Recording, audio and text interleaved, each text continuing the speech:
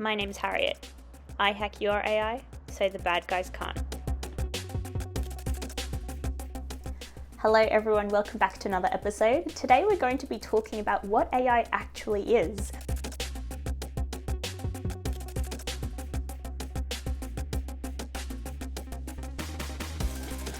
AI is not just large language models. Now, I'm not gonna lie, part of me is just sick of talking about AI, and maybe I shouldn't say that because I work in the field, but I get a bit sick of the hype around AI, and particularly people who talk about AI like it's this magic black box.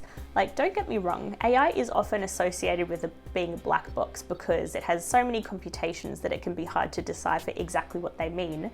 But when it comes to the fundamental architectures behind AI, we know exactly what's going on. One of the other things I find tricky about talking about artificial intelligence is this idea that what we refer to as artificial intelligence is actually well defined to begin with. First of all, the idea of intelligence still isn't well defined among humans, let alone artificial intelligence.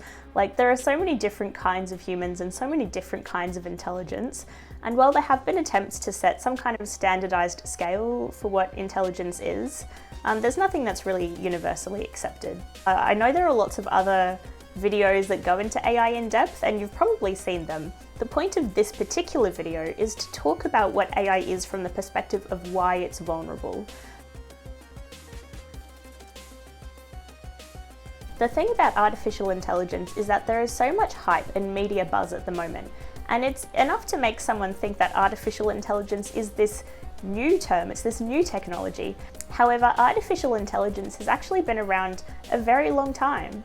Now, humans are lazy, or maybe anthropologists would rephrase that to say that humans have always been very good at creating tools to automate things away that we just don't want to do ourselves. Some early examples of this include the Antikythera mechanism, an astronomical calculator that was built in Greece around 100 BC to make astronomical predictions. Another is the Chinese abacus, which was invented in the 2nd century BC and is still used today.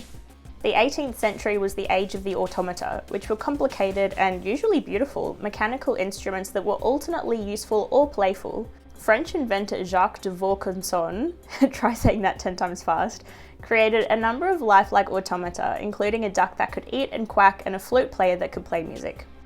In the 19th century, mathematician Charles Babbage created a mechanical computer called the analytical engine, which is considered to be the first computer. Actually, when I told my grandmother for the first time that I worked in computer science, she said, "Oh, Harriet, that's very interesting. Must be very difficult. Computers, they're the size of rooms." And, this was in 2013. I was like, oh yeah, man. Yeah, very complicated, very big. Now, the term artificial intelligence itself actually dates back to the 1950s. John McCarthy is the man who coined the term. It was in regards to his cybernetics research, which he was proposing to the Dartmouth conference in 1956. And the story goes, as sensationalized as it might be, that he submitted a proposal for, this piece of work, it got rejected, and so he decided to basically rebrand this work as artificial intelligence, which was a way of describing it. I mean, cybernetics is basically the fusion of human science like neuroscience and anthropology into computer and mechanical sciences. So that absolutely could be defined as artificial intelligence in some way. Certainly back in the 1950s, that might have looked pretty different to what we would consider artificial intelligence today. But that's sort of the point. Ever since the 1950s, artificial intelligence has always been used as this term that kind of refers to more like a goal than a specific technology. Arthur Samuels created what is considered the first AI, and it was a game that could play checkers. It was also quite big, maybe half the size of a room, but that was considered artificial intelligence back then. And what we've found throughout history is that as technology has improved, the goalposts for what's considered artificial intelligence keeps changing. Even John McCarthy said, "As soon as you know how it works, no one calls it artificial intelligence anymore." That is precisely why artificial intelligence has gone through all these hype cycles. There's been at least 3 periods of what's referred to as an AI winter in history, and that's basically when the expectations for AI technology basically just haven't been met by the capability of the time, and that was for various reasons. These AI winters have revolved around lack of, for example, computational power. So even though these mathematicians and computer scientists were able to invent or demonstrate algorithms like the perceptron, which is one of the earliest forms of a neural network, and even though they could prove that these artificial systems could act with, what would have been considered intelligence at the time, there was typically not enough computational power to see these dreams realized. This changed in the late 2000s when GPUs were able to accelerate the amount of compute that we had available to perform these algorithms. The GPU, or the graphical processing unit, was actually created to facilitate video gaming. The kinds of requirements that deep learning algorithms had were actually very similar to these gaming requirements. And so the rise of the GPU in part led to the rise of machine learning. So by the early 2010s, machine learning was everywhere. It was quite the hype. This is around the time that I started at the consulting company, and not to bash them because I'm conscious that I told you a story about them last time. They're all right. I think it speaks more to the attitudes towards AI and machine learning at the time. But I remember being on probably like an 8-week project, and in week 7, the partner came to me and said, "Now, Harriet, can you add some artificial intelligence to this project? The client would really like to see that we've used some kind of AI. It would look really good if we could put it on the deck." And I kind of said, well, no. I mean, that's just not how artificial intelligence works. I mean, firstly, you shouldn't use it at all if it's not the appropriate solution, especially if you're going to hack something together in a week to put it at deck. But it's actually a very complicated technology that requires just as much project management as any traditional system. The thing that's tricky about using a term like machine learning is that the term learning makes it sound as though these machines are very smart. However, even though a machine learning model might have learnt something, it does not at all imply that they're intelligent in any way. In fact, machine learning practitioners will often refer to most ML algorithms as statistics on steroids. They're basically very fancy ways of being able to allocate a probability of a particular outcome to facilitate a prediction. There's nothing necessarily a lot smarter going on behind the scenes than a probability. Now, I think the most recent example of the AI hype wave is that of the chatbots and large language models. And they were facilitated by the invention of this particular machine learning architecture called the transformer model. Now, we'll have yet to see if this current AI hype cycle lives up to expectation or might lead into another AI winter. And personally, I'm just fascinated to see where it goes, but I do hope that it's at least after I retire. So here's an overview of the artificial intelligence landscape, and we're going to look at our Skynet example again. Now, within Skynet's brain, there would be many different kinds of decision-making capabilities. Now, an example of a simple rules-based decision that could be in Skynet is something as simple as if your power is below 1%, power off and recharge. An example of an algorithm in Skynet's brain might be something like if your battery is at 1%, but you're in the middle of a public setting, go find the nearest private location, the nearest power point, and then power off and recharge. Now, the machine learning requirement for Skynet would be pretty significant. There's a lot of different capabilities that Skynet would have. The first one would be computer vision. So this is basically its ability to understand its environment and then perform object recognition and detection. So Skynet, for example, wants to identify who Sarah Connor is. So the most common approach in machine learning when you're making a classification based on an image would be a supervised learning approach. And you probably would have heard the term artificial neural network before. And that's basically a kind of architecture that is based around the human brain, which is our biological neural network. Essentially, the model architecture looks like a set of neurons organized in layers. You would then give this model a lot of input data, a lot of historical labeled input data more specifically, and then you would train it over many, many iterations. So each of those neurons would initially be set with random values, And there are many different computations that are performed at each neuron, but for example, we often talk about activations, weights, and biases.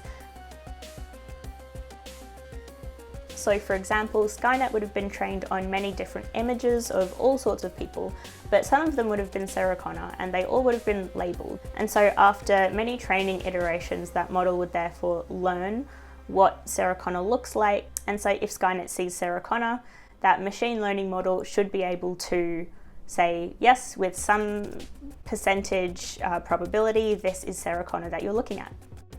Rob also posted this example on Twitter of the Google captcha, which helps to train machine learning models, so maybe we're also helping train Skynet. Another term you might have heard associated with neural networks is the convolutional neural network, and this is basically a type of neural network that performs convolutions, which is important for being able to compress higher dimensional information in a way that doesn't lose too much of that information. So particularly good for images and videos. I've mentioned deep learning a couple of times already, and this basically refers to the likelihood that these models are many layers deep. You could technically have a one-layer neural network, but it just probably wouldn't be very good. Now, if classification or prediction uses supervised learning, is there an unsupervised learning?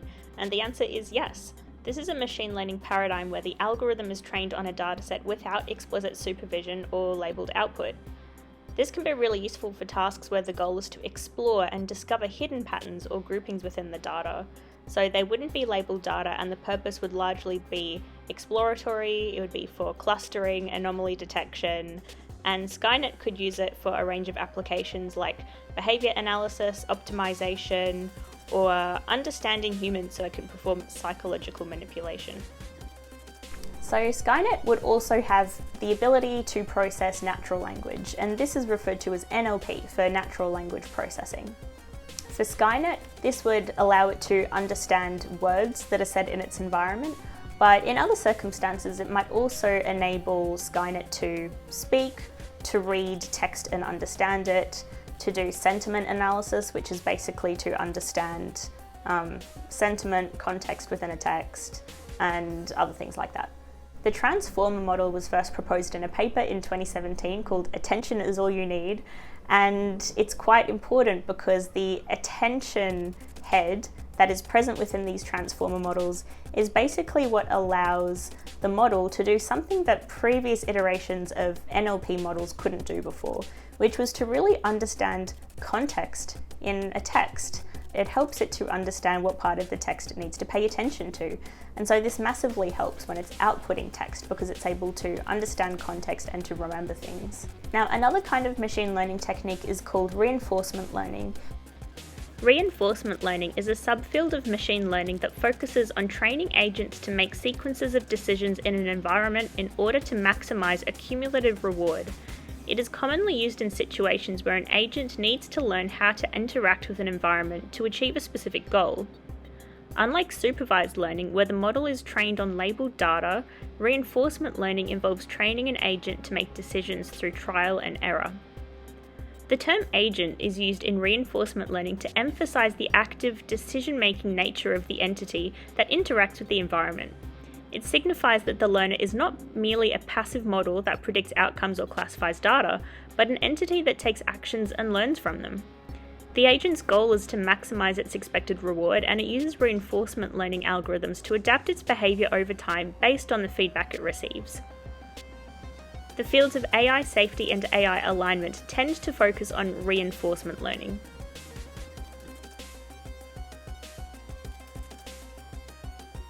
Reinforcement learning is basically how human children learn. In fact, sometimes when I'm hanging out with my friends' kids and I see them learning a particular skill through trial and error and seeing the crazy things that they try before they learn the right technique, and it looks exactly like an AI system learning. And so I'll tell my friends, oh, these kids are learning just like an AI would. My friends are like, no, Harriet, the AI is learning like a human would. Now, within the AI umbrella, you might also have heard of robotic process automation, and that is exactly what it says it is. It's the automation of a process by some kind of robotic agent, but it's a software agent. So this is typically used in businesses where they have very long, complicated processes that, for a human is really, boring and easy, and it can be a lot more efficient to task a robotic or a software agent to do it instead. It performs it much quicker, it doesn't have the same mental burden that would be encountered in humans. Another important term in machine learning is robustness. And that basically refers to the ability of an AI system to perform consistently and accurately across a variety of situations, especially when faced with noisy or unexpected data inputs. A robust AI system should be resilient to change, variation, or perturbation in the input data, and maintain its performance without significant degradation. The opposite of robust AI is brittle AI. Now, I'm conscious that we've covered a lot of different terms in this section, and I don't really care if you don't understand how machine learning works or how all the different kind of architectures work or even what they are. I just want you to take away two things. First of all, we've covered a lot of different machine learning models because they are different. They have different architectures and they have different vulnerabilities. They are different attack surfaces. However, the second thing I want you to take away is that they still do all have a number of things in common. When it comes to machine learning and the training process, they all rely on optimization. This is a common vulnerability among all methods. Optimization allows models to be trained to find the best configuration for a given task, whether it's a linear regression model, a deep neural network, a support vector machine, a decision tree, again, models I haven't even mentioned yet, or a neural network or a transformer model. The training process involves finding optimal parameter values that minimize the chosen objective function. Now, in cyber and information security, the analogy that's often used to refer to one of those systems is that of a house. So I talked about the attack surface in the previous video. You would look at a house and consider it an attack surface. All of the points of entry like doors, windows, tunnels, they could all be vulnerabilities if they're not mitigated in some way through a lock, a door, a gate, a fence. The thing that's not often understood is that AI systems are just like these structures. I speak to many people who think that AI systems wouldn't really be considered an attack surface because they're like some kind of magical black box agent who's just able to do things without really having an architecture of its own to worry about. And so while AI systems are often referred to as black box, this refers to all of the calculations that are going on inside the AI system that isn't necessarily easily interpretable by humans. However, what isn't black box about an AI is the architecture that they were built around. Now, the reason that I've described some of these machine learning architectures, I've talked about neural networks and transformers, is because these refer to very specific ways of building a model. The human designer knows all of the inputs, all of the outputs, and all of the ways that the AI system interacts with other systems, but also the way that it interacts within itself. And therefore, AI systems represent their own kind of attack surface that are similar to cyber and information security systems in that they also have vulnerabilities and exploits, but they're built totally differently. And so some of these vulnerabilities and exploits might be the same, but some of them would be completely different, and they're therefore not covered by existing cyber and information security principles. If we take the house example, it's like adding an AI component to a cyber and information security system is like adding a doghouse in the backyard, or a granny flat underneath the house, or a pool house if maybe you're a very fancy, well-funded system. They add entry points, they add potential attack vectors that can be exploited, but in quite different ways. So what is different about AI systems that makes them vulnerable in different ways to cyber and information security systems? Now, the first one is data. Artificial intelligence systems are so dependent on the input data that they are fed, and it doesn't just end there. Every AI system needs to undergo some kind of continuous improvement or feedback process, and therefore the data should always be reincorporated into the model at various intervals. It's not just set and forget when it comes to training an AI model. Now, if the data is misrepresentative in some way, this can mean a lot of different things for a machine learning model. If the model was trained a long time ago and hasn't been retrained, then you could call this drift. The model no longer reflects what's going on in the environment. It's drifted away from what it should be able to do. This sucks, but it's not necessarily nefarious. Now, if the data hasn't been appropriately treated before the training process, it leads to bias. Now, most people have heard of bias before because we've seen many examples in the wild of productionized models that have been trained on data sets that are biased against or towards some group of people. Again, while not intentional, this is a really poor outcome for a model. Now, the AI security challenges in the data sphere are data poisoning and backdoors. It is possible to poison data sets with adversarial examples or adversarial pieces of data or data with known adversarial relationships in them to therefore alter the kinds of results that the model gives you. And this can be done in both an untargeted or a targeted way. You can also add backdoors to your input data, which means that the model will learn to associate certain things in the inference stage, much the same way that a backdoor can be added to a cyber system by an adversary that can be used at a later date for some kind of malicious purpose. Now, the next consideration is models. Now, obviously, models are an important part of the AI system, but most people don't realize just how many kinds of models there are or how much of the human designer is required in the model building process. It's not like there's one kind of model that you just throw data at and you get a good result. The human design is so integral to the model building process in ways that most people don't realize. For example, when I build a machine learning model, there are all sorts of hyperparameters that I need to set before it can be trained. And I also need to decide exactly what kind of architecture it has, not even whether it's a transformer model or a neural network, but let's take the neural network example. I have to say how many layers it has, what the dimensions of those layers are, what kinds of mathematical calculations occur at each layer, what kind of optimization algorithm is used to generate the loss function, which generates the prediction. There are so many different factors, and all of these can be targeted or hijacked in different kinds of ways. And while some models can be very simple, others can be very complicated, and this really increases the attack surface. Let's take the example of a straight line that we'd all know from high school. So a line of best fit has a simple formula expressed by y equals mx plus b, which means that it has two variables, m and b. However, GPT-3, which is the model behind ChatGPT, at least at the time of its release, it's been updated since then, that model has 175 billion parameters, and its architecture, so the way those parameters are put together, is far more complex. Add on to this that models are complex networks of mathematical calculations that aren't necessarily comprehensible to humans, and you have an extremely large and incomprehensible attack surface. Now, let's touch on interpretability.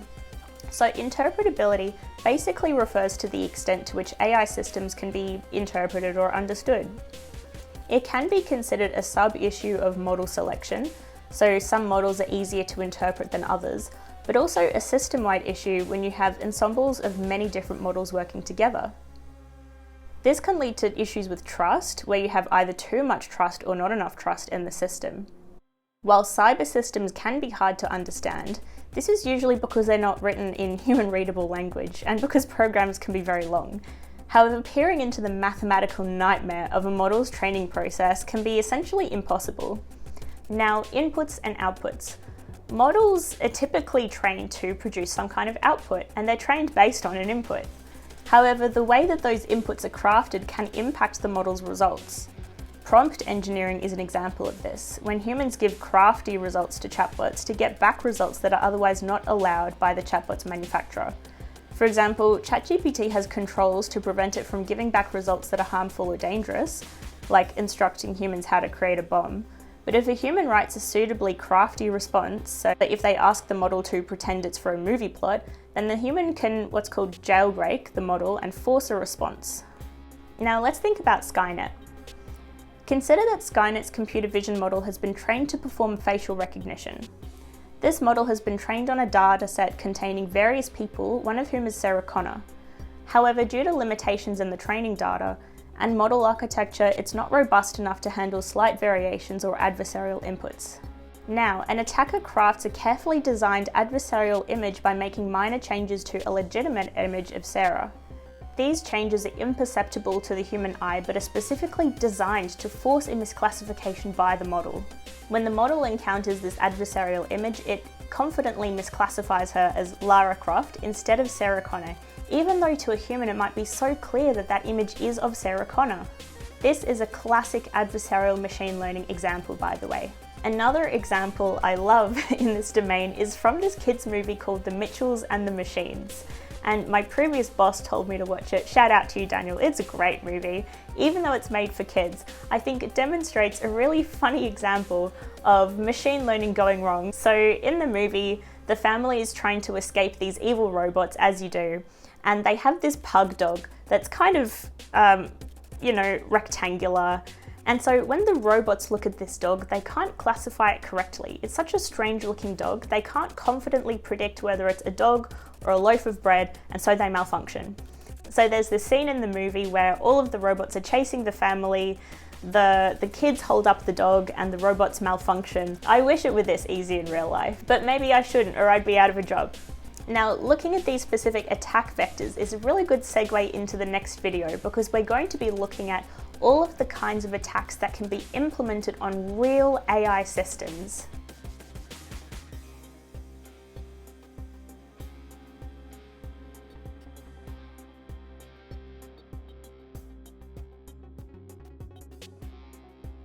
Okay, and now for the AI joke of the week. I really don't know how you feel about this because I'm going to persist because I like it, and I suspect that most people I send this to aren't actually watching the entire video anyway, so probably no one is going to watch this, but I will at least have a giggle. What's an AI's favorite type of music? Heavy metal, because it's all about data mining. Now please like, comment, subscribe so you don't miss the next video, and so it looks like this channel is actually watched by real humans and not just bots, and I'll see you in the next video.